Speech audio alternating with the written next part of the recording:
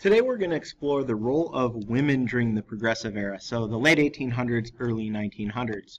Our goals are to identify the various roles of women during the Progressive Era, to identify dangers faced by women during the Progressive Era, and to explain the role of African American women during the Progressive Era.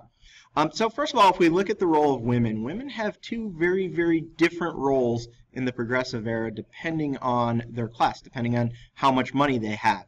If you were a middle class or an upper class woman, chances are you were a stay-at-home mom. You were going to take care of the family. You probably did not have a job. Maybe or maybe not you had some education, but for the most part, if you are a married middle class or upper class woman, you're probably just staying at home to take care of the family, which is a big job in and of itself. We don't want to underplay what a big job that is. In fact, probably more work than actually going out and getting a job. But needless to say, that's the role that most women were playing.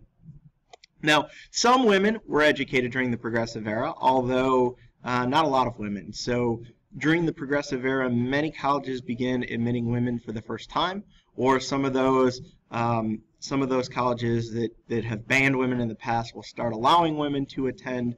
But for the most part, many colleges still do ban women from attending, even in the late 1800s, because the thought process is, why would a woman need an education, especially if she's going to stay at home and raise her kids and take care of the family? Out of those women who do get a college education, roughly half of them never end up getting married because they will go on to professional ranks, mainly as especially teachers or nurses working in fields like that. But generally speaking, if you were wealthy enough to become educated, wealthy enough to get a college education, chances are you're not going out to get a job in the first place, unless you're unmarried. Now, if you were a poor woman, if you were from a lower class family or a lower income family, then life was very different. Chances are you were working. And the reason why you were working is because you needed to get a job to pay the bills.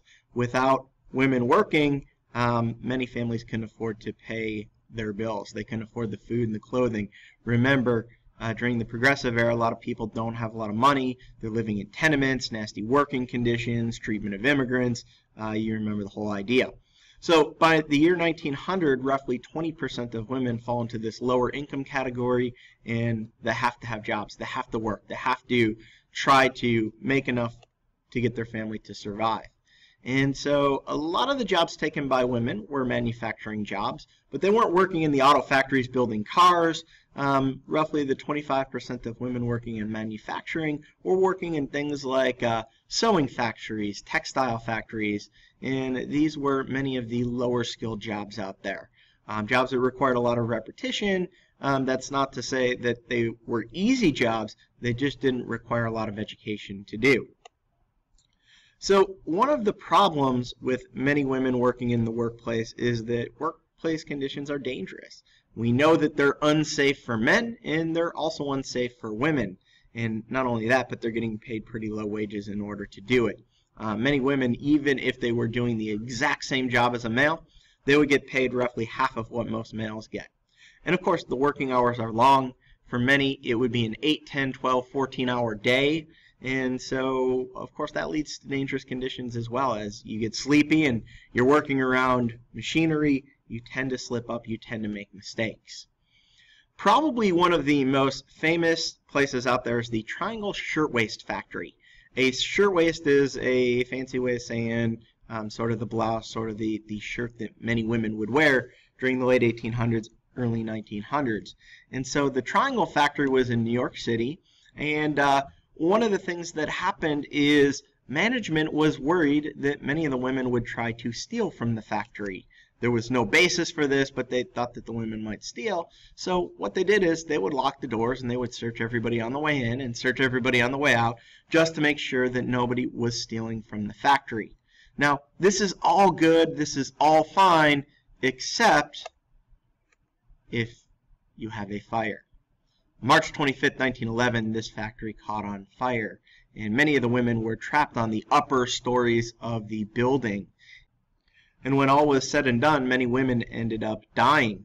Many women would jump to their death trying to get out of the factory, and many women would die of smoke or inhalation or just simply burning to death. because the doors were locked and management didn't have a lot of safety standards in place. And so things ended up being pretty tragic at the end of the day. Now this garners a lot of attention from the public. You can see these photos are gruesome. You can see there's not much left of the factory. And when the public finds out about this, they start to say that maybe we need to do something a little bit different. These are women who jumped and tried to get out and obviously did not make it.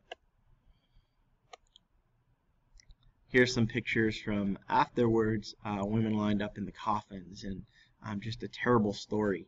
Over 146 women would die in the Triangle Shirtwaist Factory, which is going to bring attention to workplace safety conditions.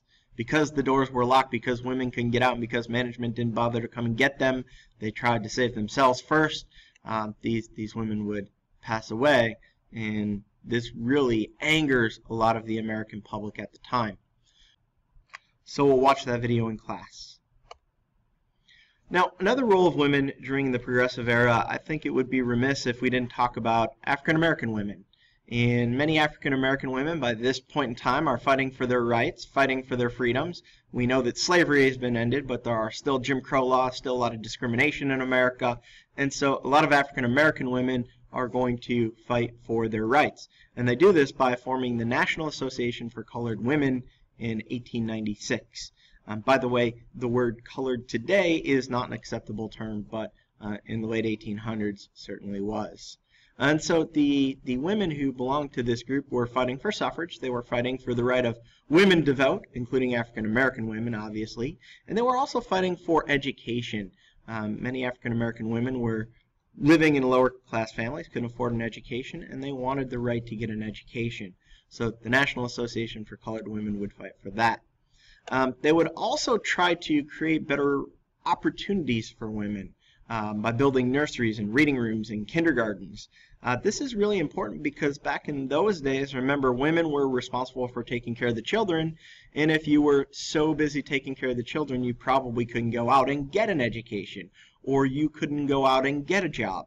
And so in order to create more opportunities for African American women, we had to come up with a system for child care, and that's when these nurseries and kindergartens managed by the National Association for Colored Women come about. We're also going to cover the idea of women's suffrage, women's right to vote, and women actually earning the right to vote after World War I. But we'll do this in the political reforms PowerPoint. Just fits a little bit better in there. But for now, I hope you have a wonderful day. The end.